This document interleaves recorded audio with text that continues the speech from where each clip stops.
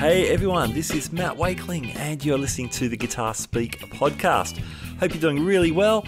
Thank you so much for joining me for our weekly interview show that drops each weekend. Of course, midweek, we've been running our iconic albums series as well, so I hope you're enjoying those. Hope you've been checking those out too. Now today I'm speaking to Andrew Mara of Guitar Street. Andrew is a fellow Sydney-sider like myself and is doing some really interesting stuff in the Made in Japan, the vintage Made in Japan area. Andrew is performing guitar rescues on some very cool guitars which might otherwise be seeing their last days. And he's also launched a really interesting YouTube series called The Tone Library, which is investigating the pickups and the stories behind the pickups of this very interesting era in guitar construction. Today's episode is brought to you by Fretboard Biology, the comprehensive online guitar course put together by Joe Elliott. Now, Joe is not only a fantastic guitar player, he draws on his years of experience as the ex-head of guitar at the Guitar Institute of Technology and also at the McNally Smith Music College. Here's a few words from Joe about the course. If you're tired of wading through hundreds of random guitar videos and just want to become a better player, Fretboard Biology is your answer. Fretboard Biology is a self-paced, college-level program that'll give you the right instruction, in the right amounts, and in the right order. You'll learn the same information I taught to thousands of other guitar players over 30 years of teaching in top music colleges. If you want to make real progress with your guitar playing, then sign up for a free 7-day trial at fretboardbiology.com. All right, thanks to Joe and thanks to Fretboard Biology, great sponsors of the podcast. All right, on to our conversation with Andrew Mara of Guitar Street. I started out by asking how he got into the vintage Made in Japan market in the first place. When I was looking to get back into guitar, and I dropped it when I was left school and then got back into it in about 2007, one of my mates, Matt Coit, said I should get a Greco instead of a Gibson, but all I wanted was a Gibson SG. And so I ended up buying both. And the SG was a 61 reissue, the Gibson, and it was a pig. Like, it was an absolute dog to play. No matter how, I had 3 people set it up. It never played well. There was something, I couldn't tell you today what was wrong with it. It wasn't that it had fret buzz. It just felt like a pig. And it sounded like a pig. But the Greco that I picked up for $50 on eBay, oh wow, was just phenomenal. Yeah. And I had it until about 6 months ago. It was a bolt-on neck. It had a fake Bigsby. It was one of the early Grecos, sort of 1972, 73, the transition phase where they went and changed their logo. But it had those early Maxon pickups and slim neck, obviously small Japanese hands for the local market, all that kind of stuff. And so it was like mid-2000s, I got into this guitar and I realized how good it was. And so I loved it to death. Fast forward 10 years and all of a sudden everyone else figures it out as well. Right. And so I was looking to invest and get more guitars again. And I was looking on eBay and I realized that the prices of the MIJ stuff had just gone through the roof, especially Greco. It's crazy. It's literally crazy. So last year, COVID, the COVID tax added about 50% on the price of a decent EG. Wow. Greco. So you're looking at entry point of $1,000 now. Yeah. For a copy. And so it was this, but it was always, I hate to say it, but they really were better guitars. They're, not so much the Les Pauls of the early era. And there's a lot of things. I think once you start going down the rabbit hole of something like that, when you start getting interested and you start looking into it, it becomes another world. And look, I've been into cars, I've been into you know, music, all that kind of stuff. And anyone who's obsessive about something gets it. You just, all of a sudden you realize the intricacies of the manufacturing process, or the differences in the models and when that manufacturer got good at something, or all that kind of stuff. And so, yeah, I just started working out what was good and what wasn't. And I've always, I've always loved the Japanese cars.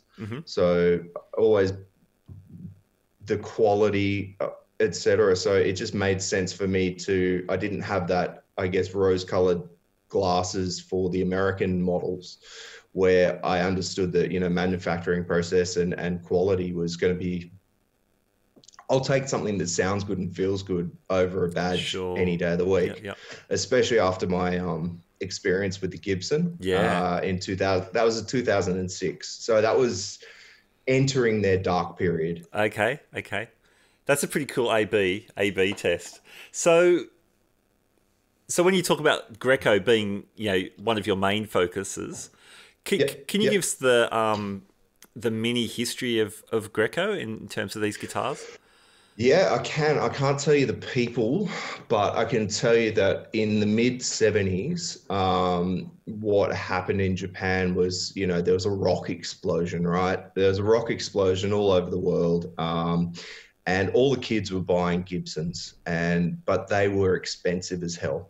Like Japan in the 70s and early 80s, that was where you got cheap manufacturing done. Yeah. So you think about it, you know, think about back then, it wasn't Japan of today. It was a much cheaper economy. And so the kids didn't have the money for Gibsons. And one of the heads of the companies, I can't remember, it wasn't Kiowa, it was one of the other ones, but literally went up to one of their famous stars and got a Greco manufactured to look like a Les Paul. And he played it on stage and everyone was blown away by how it sounded. And so it kicked off this local manufacturing, really. And, you know, they already had Yamaha pottering along and doing the crazy, weird looking, they had I think the flying banana and the flying samurai, you know, the early SGs at the time. And then they went in there. So it started this copy era where, so Matsumoku was one of the manufacturing plants, or the factories that they did Greco. They did Aria Pro. They did Ibanez. They did a lot of these big brands. They basically did the same guitar, put a different logo on it, slightly different specs, and spat them out much cheaper than Gibson could sell for. They were bolt on. You know, at the beginning, they looked great. They really did. They looked really great. They looked the business. It went so far as, you know, 1977, everyone knows that Gibson filed a lawsuit against Ibanez to stop using the open book headstock and all that kind of stuff, which is why they called lawsuit guitars. But they looked so good that the kids bought them. The manufacturing, not so good. When you open up these early Grecos and early Aria Pros, anything built by Matsumoku in, you know, the late or early 70s and mid 70s, they're effectively, a lot of people call them a semi-hollow guitar. That it takes chambering to a new level. You know, you open it up and it's a big empty shell. There's a plywood top. It's not a carved maple top or anything beautiful like that. It's a very light guitar. It's very slim, obviously built for Japan. You know, the kids weren't big kids. They were little Japanese kids, had smaller hands. So they built the guitars around them. They were lighter, but they had these amazing pickups. So they sounded good. And the resonance was good because they probably had 2 centimeters of space between the body and the arch or the plywood tops. You can tap them and they're hollow. Wow. And the resonance was amazing. And so that sort of kicked off this lawsuit era, and everybody was, you know, people were, there was an American company importing Ibanez, and there was a lot of sort of groundswell around the manufacturing and the quality of these guitars. And somewhere around 78, 79, 1975. In 1975, Greco moved from Matsumoto to Fujigen. So Fujigen is, it's Mecca.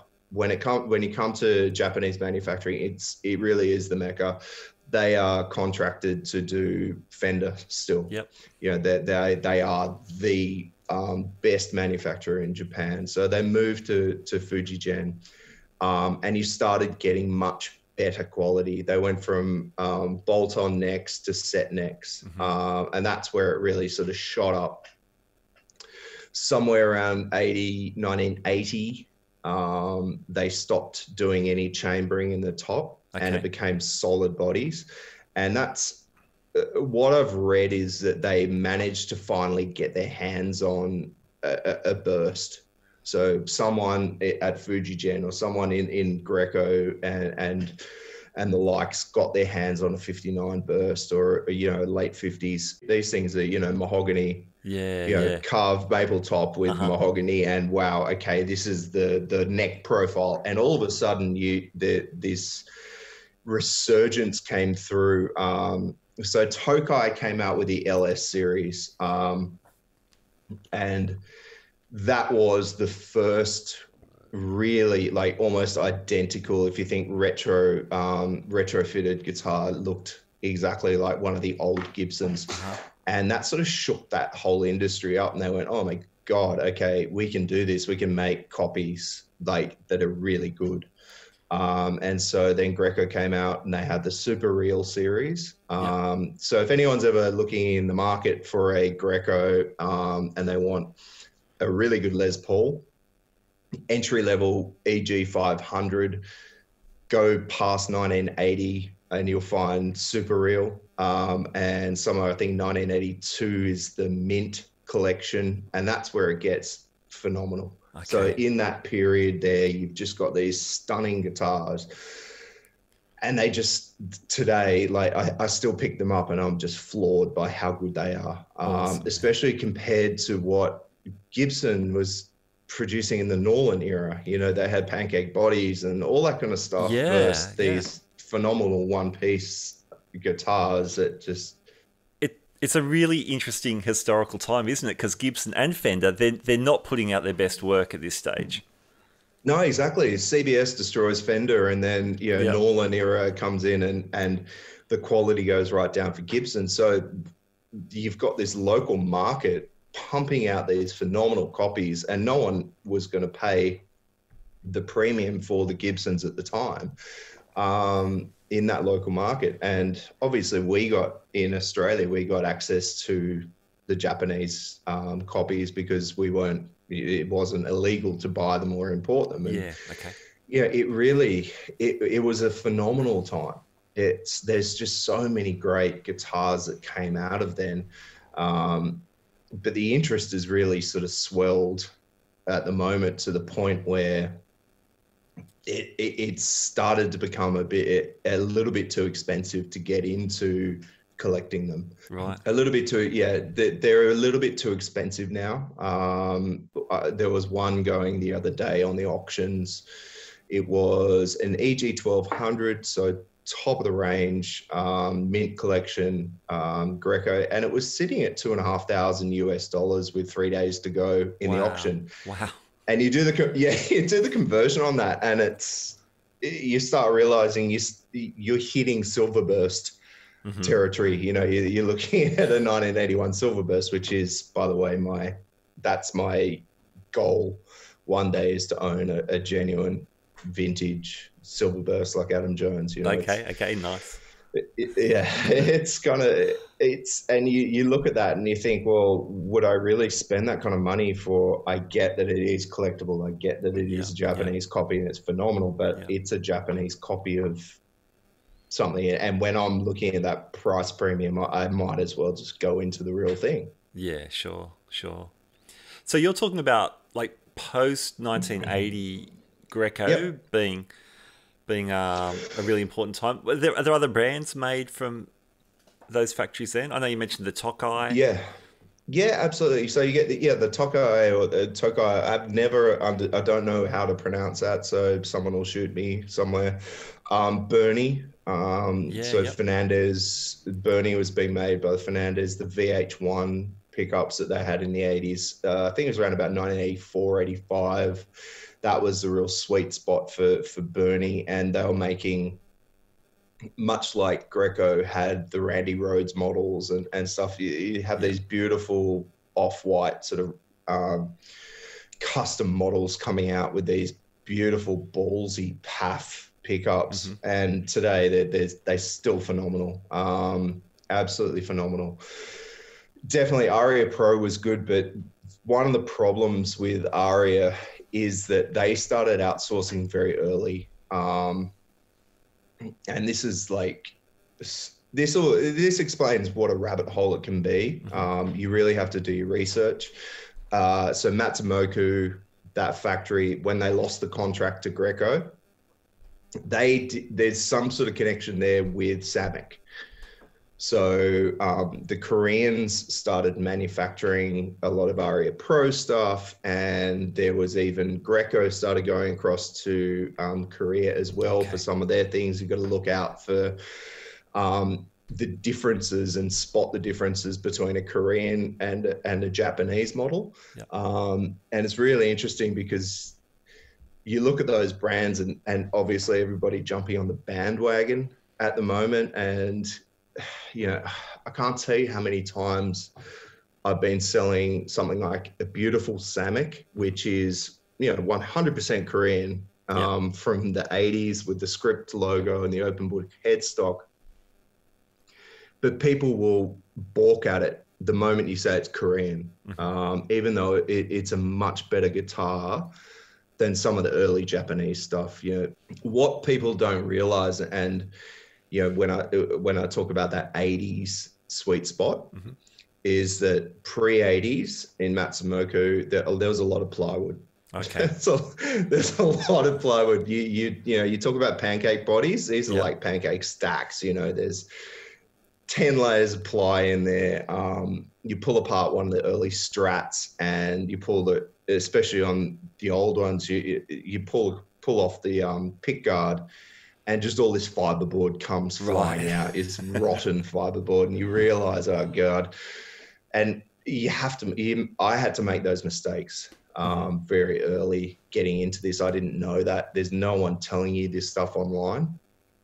There's a lot of people jumping in and saying, oh, it's Japanese made, it's the best, it's amazing, I've read that, it's phenomenal. But it's really just, a lot of it was garbage. And, you get entry level stuff for $400 for a reason. It's just not that great.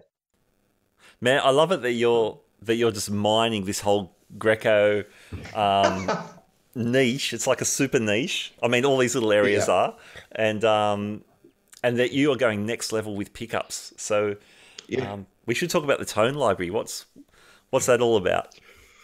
The tone library started out as it was never going to be published, and it was never going to be anything. It was really just my own research to find the pickups that I wanted. The epitome of Japanese pickups, dry Zs. So the Grecos, I was chasing the Greco dry Z until I realized how expensive they actually are at, $2,500 US a pop. That's so like I started sort of a pair of what's that? Sorry, is that for a pair of humbuckers? A matched pair will cost you $2,500 US. So, and that's just bananas. It's absolute bananas for me. You can buy an original set of PAFs for what is it, under like about 10 grand or something these days. So I'd probably go the Gibson option if I had to pay $5,000 for Japanese copies. But I was looking for what they call dry 82s. So around that mint collection period, Greco was, or the Super Real and mint collection, they had Screamin' 82 and Dry 82. And the Dry 82 was a Fujigen sort of spin-off of the Dry Z. It's not as good, but no one's ever put them next to each other. And Okay.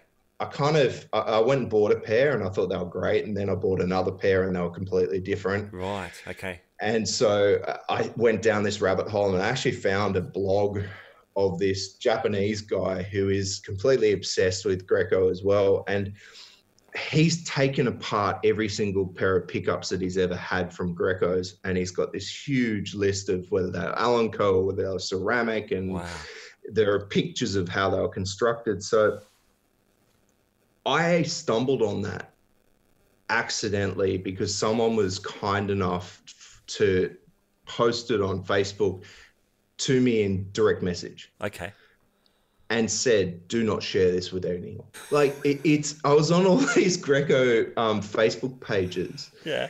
And there was a guy who ran the Greco Facebook page and he shut it down because there was too much work apparently. But I don't know if every niche is like this. I know cars are like this.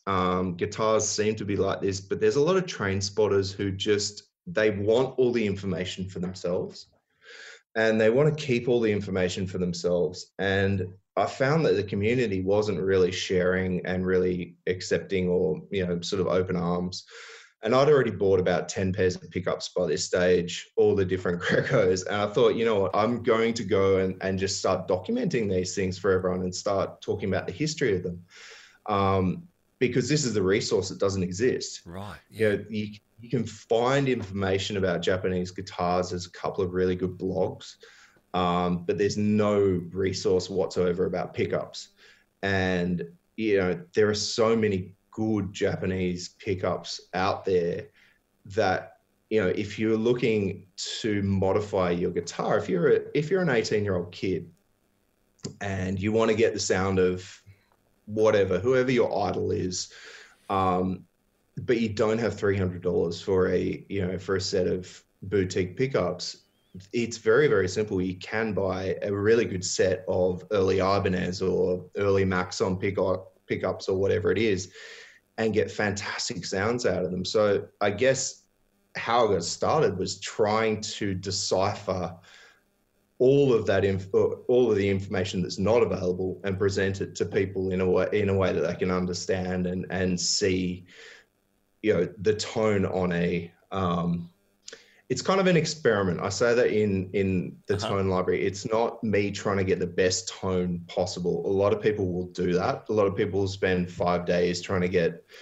they'll do a tone test or something of a pickup and they'll play with their settings forever.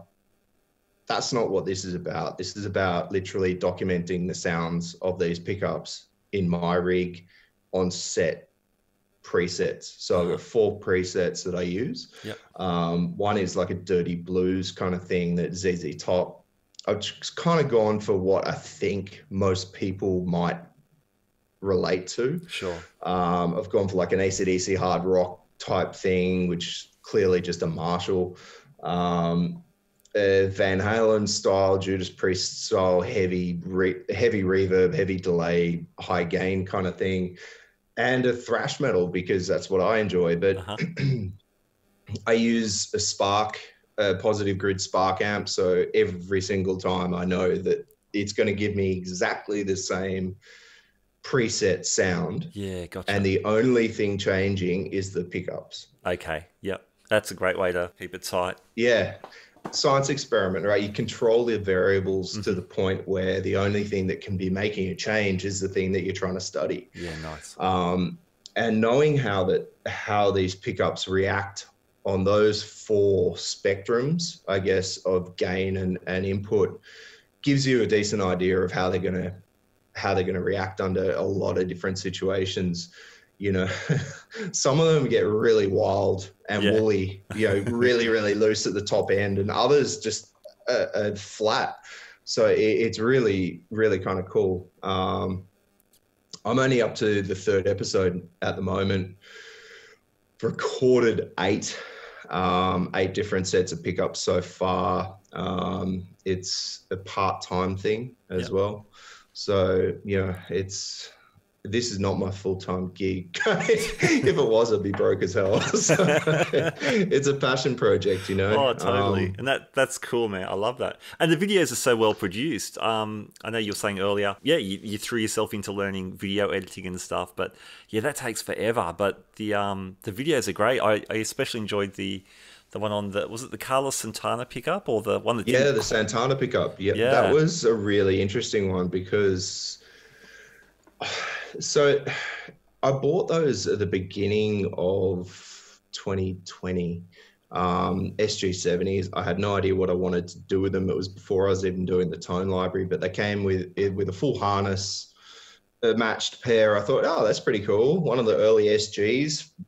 Great. They were $50 US. Mm-hmm. You know, it's a no-brainer to buy a set of pickups. For some reason, wives don't understand that it's a no-brainer to spend $50 on something. It's like, what do you mean that's a no-brainer? You've already got 100 of those things. Like, oh, well, there we go.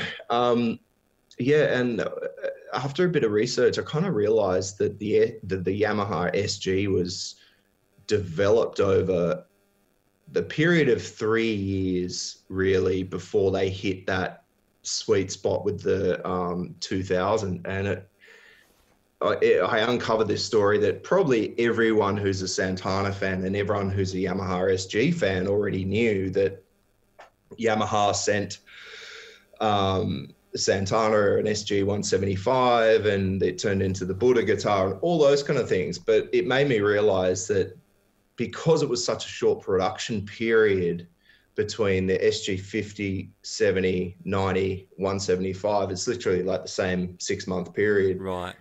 The SG70 was, Yamaha's first ever hot pickup,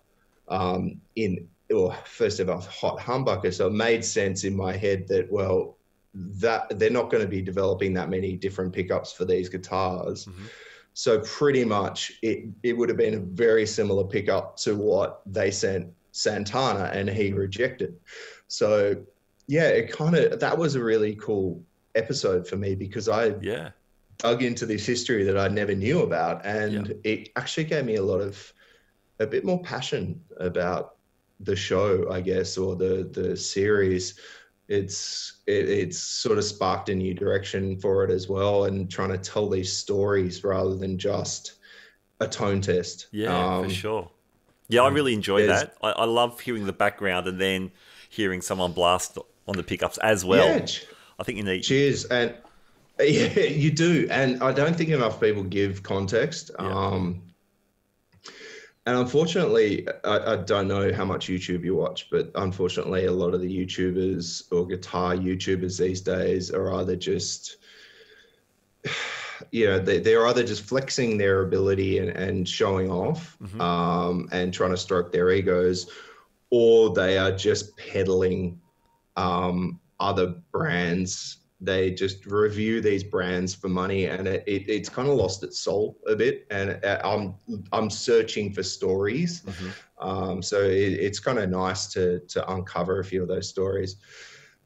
Bit of a caveat: I can't play very well, and I am always looking for people to test these pickups and whatever. So okay. If anyone listening, if you want to, if you have a set of pickups, I can see some pretty wild guitars behind you. So, if you've got anything that you would want to dump a set of humbuckers in, let me know. The only thing that I would ask for in return is, a controlled recording, either direct input or, mic'd up amp. And video footage of you playing, whatever it is. So, yeah, and any of your listeners as well, if they want a set of pickups to try. I've got a few. Yeah, how many have you got all up? Nearly 70. Yeah, it's they're not all pairs though. So pretty much, I can't noodle, so to speak, and I can't solo to save myself. Mm-hmm.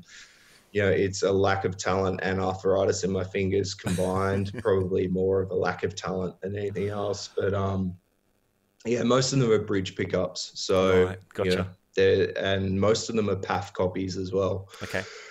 So if anyone out there has a Les Paul they want a hot rod, Nice, nice. More than happy to help. I hate to say it, I've got so many single coils behind me. I know, but I can Did you see notice? a super strat behind you Yeah, that yeah. has a That's a PAF Pro in there, which is to Okay, date my favorite cool. humbuckers. They're not too hot. They're just nice in that middle ground, so they clean up, but they can get nasty. So Yeah, very nice, very nice. I never, I again, I don't understand single coils. I mean, I understand how they work, yeah, and I yeah, yeah, understand that Hendrix did amazing things, and so does John Mayer. But there is just in my space yeah. of music, in my listening, it just doesn't exist, I guess. Sure. This episode is brought to you by Fretboard Biology, the comprehensive online guitar course put together by Joe Elliott, ex-head of guitar at the Guitar Institute of Technology and the McNally Smith College of Music. I was one of the beta testers for the course and can say as a music educator, I was really impressed by the logical sequence of learning. The course has also been endorsed by players such as Brett Garsed and Greg Koch. For more details, check out the links in our show notes. Hey, tell me about your guitar rescues, because that's another really cool aspect of Guitar Street. That's actually how I started, to be honest. So 2019, just pre-pandemic, pre-world changing. Yeah. So pre-pandemic, 2019, I was looking at getting myself a few guitars. And so I got onto the Japanese auctions, and I'll talk about Japanese auctions a bit later because that's a whole nother rabbit hole. But I found I didn't realize how cheap these things were. So on the auctions, they have these junk status, and inverted commas junk status. It's the term that they use for any damaged goods.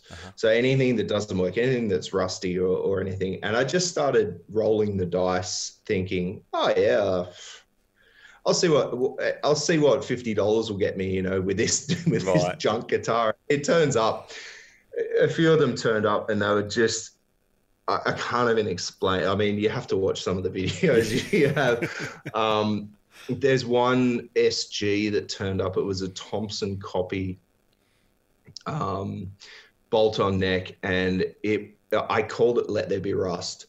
Yeah. And it was a 3-part series. It took me forever to get back together because it was it was almost like the wood was rusting. You know what I mean? It was so bad. I mean, every single bolt fell apart when I was pulling it apart. Everything would just disintegrated when I touched it. The headstock wing fell off. It literally was a garbage. The neck pocket fell apart when I pulled it out. It was just, so I had to rebuild this thing, and I just went, I'm going to rescue it. And that's where I'm going to rescue this guitar and give it a new life. I ended up giving it away. I ended up donating it to a girl in country Victoria, in Gigari. I was watching the ABC one night, and I saw this thing on the Gigari Music Muster. Okay. And I thought, oh, that's awesome. I wonder if they know anyone who wants a guitar. Oh, that's cool. So I knew I didn't want to sell this thing. It was like rescued. It was a plywood body. It was one of those purchases where you go, not all Japanese guitars are good, are they? And there's and this one sat under someone's house in a flood zone. It was, yeah. So that's where it just started, and I was out of work for 9 months during COVID. Okay. So I just threw myself into that as a way to, I guess, keep my mind going and keep things happening. And I started doing videos, and I learned how to edit videos and how to shoot them. And I asked friends, how do I do this? How do I shoot? What lenses do I need? All those kind of things. How do I record? Because I'd never recorded my own playing before. All those kind of things I just picked up. Yep. And it just sort of gathered speed to the point where by the time I was working again, I had about 20 absolute basket case guitar Right. sitting in my front room, and I'm just like, oh God, what have I done? What have I done? And it's this hole that I've dug myself that I'm not a hippie, I'm not a greenie, but I hate the fact that there is this really huge industry around Chinese cheap garbage guitars. You know, there is like $150 you can buy a brand new guitar that has, you know, probably dehomed an orangutan or something. You know, it's like, it really, I don't understand why people are out there buying this cheap garbage when you could buy an old instrument that works beautifully. And so I kind of took that to heart and went, you know what? And I don't understand relicking. I know a lot of people get it, but so I kind of I have this thing where it's like rescued, not relicked.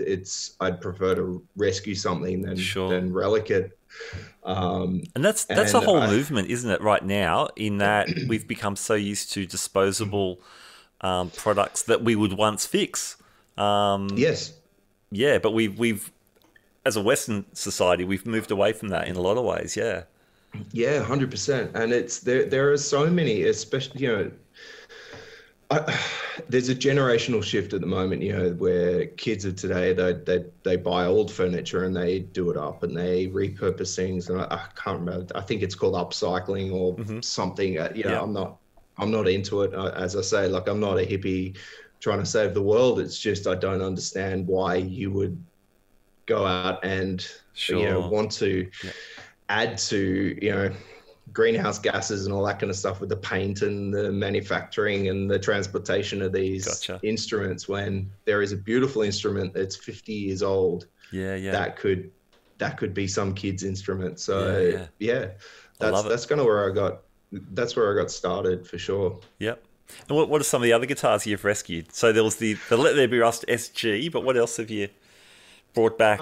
So there was Captain Greco LP. He was a pirate. So I've got a blog post on it. It was a black Les Paul custom, and for some reason the front pickup had shat itself, and so the Japanese owner had plugged the front pickup cavity with black wood.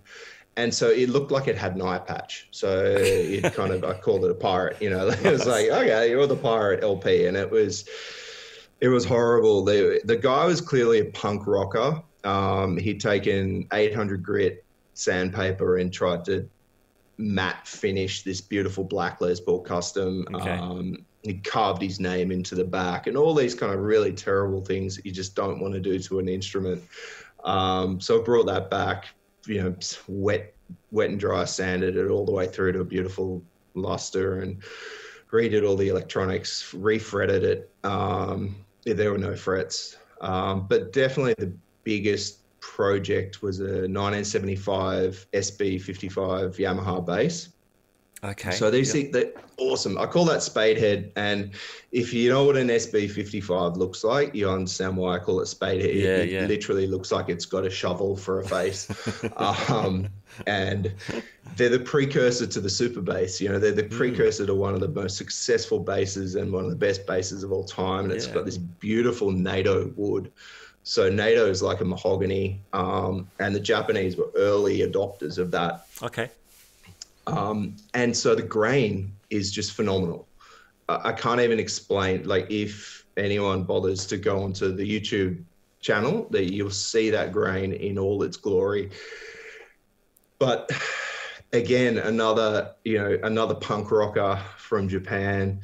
Some kid had covered it in black house paint. There were no frets left. None of the electronics worked. You know, it was one of those things where you look at it and go, oh, some 12-year-old kid thought that was so cool. Right. But I know underneath that is a beautiful instrument. So it took me about a week because the orbital sander died and I had to sand all this house paint off. I tried a heat gun, I tried everything. And I got so frustrated with that rescue that it ended up taking about a year to complete. But once it did, like once I got it done, it's probably, I think it's one of those things where you look at it and go, you know what, like I'm proud of that bit of work, because I'm not a guitar tech. I'm certainly not a luthier. Yeah. And it's just something that you do as a hobby. But to be able to give that instrument, and especially historically, what an amazing piece of history for Yamaha that is, to bring something like that back. Yeah. And yeah, some guy in Canberra at the moment who loves that bass. So it's wonderful. That's very cool. Very cool. Yeah, well, I love that series as well as the tone library. That was like I said, that was the first thing I think I noticed you were doing. So you mentioned about importing stuff from Japan and going through the auctions. Yep. Yeah. What can you share to would-be rescuers? Yeah. If you know, I mean, if any of your listeners want a Japanese guitar, they're probably all visited a couple of, and I'm not going to name the guys, but there are a couple of big music shops here that sell them. A couple of them are very, massively inflated prices. You do need to do, I get that you need to do a setup and a service and all that stuff. Like I'm on the coal face. I get what work goes into these things. So I understand the markup. Sure. And I guess the idea, the overall market has just gone bonkers as well. So yeah, the market has gone absolutely crazy. A Greco EG 500 in the 80s, say let's just say mint collection, you're looking at between 1,200 and 1,500 Australian for that, like just flat. There's no getting around it. You're not going to get under $1,200 these days. Yeah. You'll buy it in Japan on the auctions for around about, at the moment, where are we? September 2021. I'll just time stamp that because the market is going so crazy. You pick up one of those for between $350 and $450 US. Wow. Okay. Then you ship it here, so you're looking at another $200 US, $250 US for shipping. Mm-hmm. It'll be landed for somewhere around about $800-900. Okay. Yeah. Right. So there's a solid saving, and especially if you're looking for, my unicorn, which I'm currently building at the moment, the violin burst, what they call it. It's kind of a cross between an antique violin burst and a tobacco burst that Greco did. It's stunning. Like, it's probably, I think it's the best finish ever on a guitar. Uh-huh. But there's a premium to pay for that finish because they're very rare. They only come up every now and again. You spend somewhere between $1,500 and $2,000 for one. Mm-hmm. So you can get one of those for under $1,000 landed here. So if you're looking at, if you want one of those, it's really easy. You don't need to know anyone locally. You don't need to know how to speak Japanese. There are proxy services that will bid for you. So there is a proxy service I use called Rinkia, RINKYA, Rinkia. There's also Zen Market and Jaws. There are a number of proxy services, and you can buy anything in Japan. They do the bidding for you. It's an automatic, obviously an API plug-in to the website, to Yahoo Japan and Rakuten or something. But you put in your bid just like you would on eBay. You're either the winner or you're not.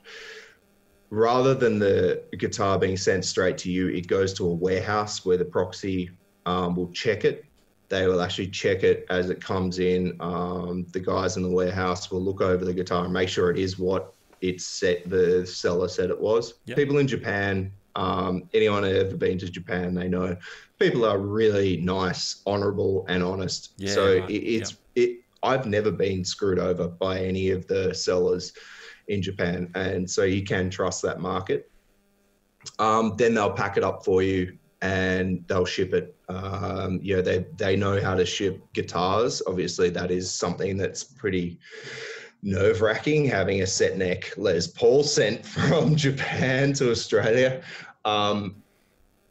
Set neck guitars are expensive to get here because at the moment EMS, the local postage, that's closed to Australia. Okay. They've only just opened up again to the US. But once that opens up again, it'll be a lot cheaper. If you are looking at, and one of the things I do, and, I'm not giving away any of my trade secrets because I don't make any money off this, to be brutally honest. I'm not doing it to make money. If you're buying say a fender with a bolt-on neck or an Ibanez with a bolt-on neck, you put it into a sea shipment. So it comes by boat. It'll take 2 months, but it'll cost you $75 to ship. So, you can pick up these ridiculous bargains. So mid-70s, I'll show you in a second, but mid-70s, Holly, Strat, $30 US. Right. So you pay the commission on top of that for the proxy service. Then you go about $55 shipping. Landed, it's under $200. The market value of that guitar is about $500. Okay. So effectively half price of what you've got, and it's a problem for people with, gas syndrome like me. Oh yeah, it's for sure. All of a sudden you end up with all these guitars that you don't have space for. But, the amount of awesome guitars you can buy there as well. So Fernandez and Jacksons and all these awesome shred machines, they're so cheap. Wow. They're just so cheap. Yeah. So good tip, man. If anyone, I'll send you a link, and you can put it up on the show notes or something like that. Yeah, awesome. Will do. And just, how to get into it. There's a couple of YouTubers who have done a how to buy on Zen Market and all that kind of stuff. And it really is, it's great. But that's probably one of the reasons why the price of Grecos and things like that have gone up as well. Right, okay. Because the information of how to get these guitars is starting to leak out. And democracy, let people buy it. Yeah. Cool. That's awesome, Andrew. Man, I love these stories. I love how you doing it. What is? It's a rabbit hole. It's such a rabbit hole. I was sort of going to ask what's next on the horizon for Guitar Street, but it seems like you've got your hands full already. But have you got other plans? Yeah. There's 20 guitars in this front room that I'm sitting in that are not mine. Okay. So next for Guitar Street, look, I've just released shirts. I'm trying to pay for the pickups via merchandise and stuff, and I'm trying to make money that way, because selling guitars, it's a hobby that pays for itself. It's not something that Tim Green from Mojo Stomp Boxes, he's done really well at making a fantastic business out of it. Yeah, sure. I'm not doing that. I'm not going to do that. It's not my aim. So I'm just trying to have fun. The thing that I've just started right now is my own personal project. So I've got Gus. Gus is a 1980s Argus. So that's one of the brands I didn't talk about before. Okay. Really awesome. So Kiowa, they wanted a top tier guitar brand. And actually, the guy who set it up went on to set up ESP, right? So he went on to set up ESP, and then Navigator came out of ESP. So you've got these huge brands. Yeah. Argus was the beginning of that. And so they are just beautiful. They had a production run of about 2 years. Complete flop. Absolute flop. No one in Japan wanted to spend, I think at the time it was 150,000 yen. Like in the 80s, $1,500 US. Okay. Like today that translates about $1,500 US. Right. In the 80s, there was no Japanese kid out there who was going to spend that kind of money on a Japanese guitar when he could pick up a Gibson for the same money. So that brand died, but what they created were phenomenal. So I found a husk. Obviously it's got no hardware and it's just no finish, and I'm going to build it to my own specs. Nice. We're going to take some of these pickups that I've been trawling through, and I'll drop them in there. And so weekly, I've given myself a challenge. I bought the thing in 2019 in June.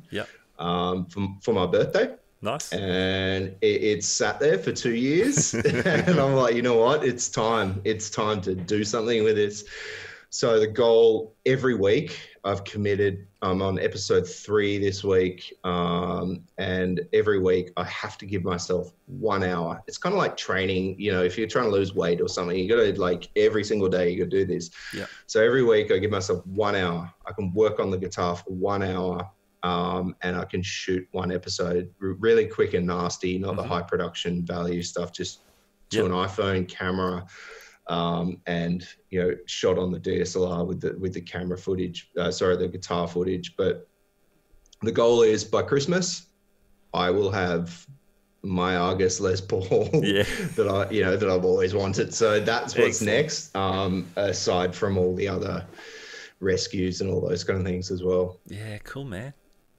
Fantastic. Love it, Andrew. And you mentioned the t-shirts. Big shout out. And I'll put all the links in the show notes for that as well. But I don't know what's more niche or cool or nerdy or all of those things than a t-shirt emblazed with a very particular Greco pickup, man. It is so niche, and surprisingly they're selling because the people who get it. It really, it's one of those things where I'm a nerd about a few things, and bands especially, but there's, you know, if you are into that pickup or that guitar, then you'll understand that pickup came from that guitar, and it's cool. So that's awesome, man. It is very niche. To get stopped in the street, well, I guess we're in lockdown at the moment, but like, I reckon you will get stopped in the street and people go, oh yeah, the Santana pickup. Yeah, I know that. One day, hopefully. I mean, the Yamaha SG one, I just released that the other day. It's been popular, which is good. That's great. It's going to give me an idea that people actually want a bit more than just the pickup as well. Yeah, okay. So, you know, I think that had Carlos on it as well. Yeah, that'll get copyright infringements left, right, and center if I do put Carlos on there. But yeah, it'll be the lawsuit T-shirt. Exactly. I'll end up being sued by someone, which is great. Yeah, man. That's like all the great Japanese guitar companies. You actually, we were joking about that term lawsuit because that's a controversial term, isn't it? Can you explain why that is? God, that thing is a hot potato. All right, so the lawsuit era. Look, I'm a word nerd. Once upon a time, I was a journo. So by definition, lawsuit era, if someone puts era on the end, they mean the period of time.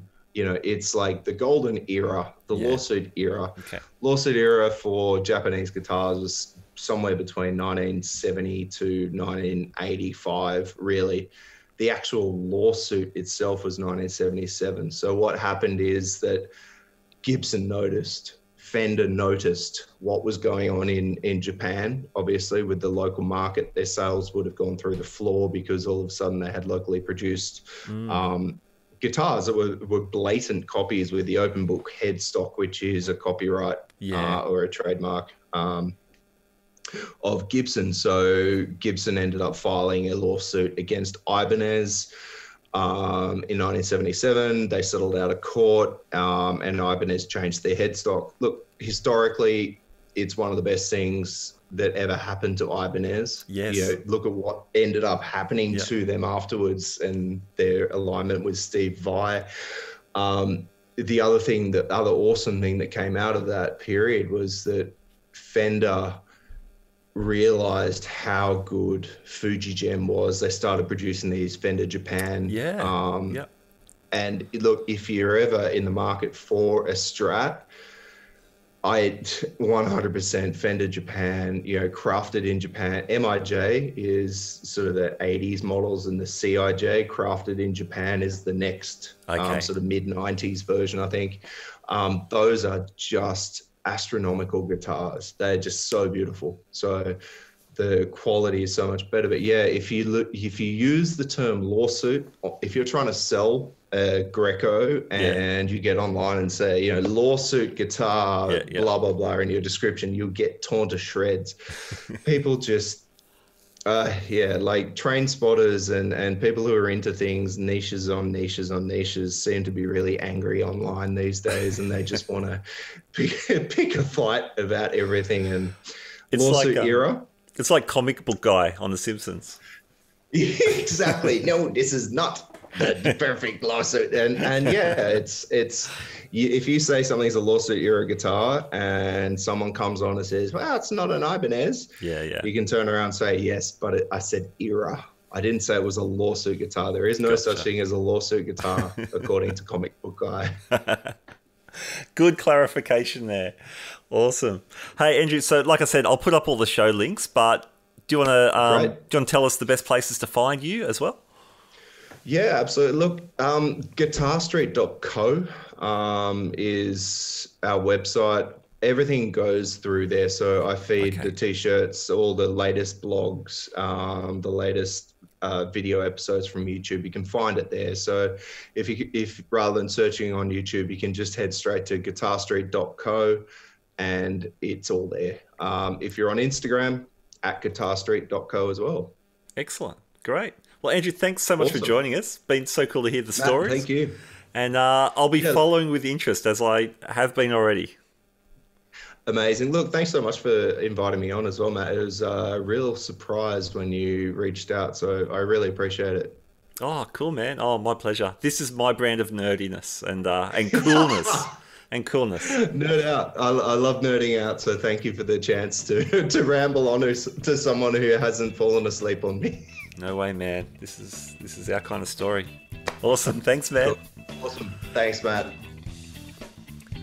All right, there you go. Andrew Mara of Guitar Street. I love those stories. I love finding about how certain companies were formed, how they were received, and how that changes over time. And now, as we just spent the last while speaking about that whole vintage made in Japan guitar market, is such a cool niche and part of the market.